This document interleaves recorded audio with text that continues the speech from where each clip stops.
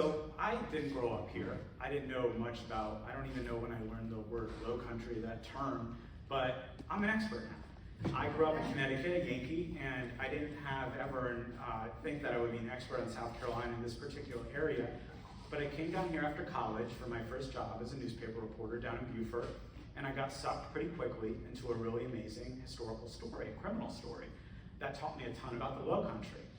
Then about 10 years later, another fascinating, interesting, and this time tragic crime occurred, or a couple crimes occurred in the low country, and I got to do it all again, but in a different fashion. And at first, while I was concentrating on criminal activity in the marshes, the second time it was in the swamps. So I've written 4 books.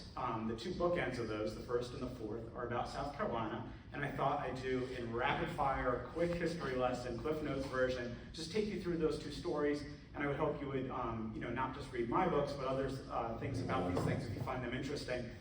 And I think that crime is usually overlooked, but it's one of the most important aspects of society, and a lot of times we turn our heads. We don't want to know the horrible thing that happened.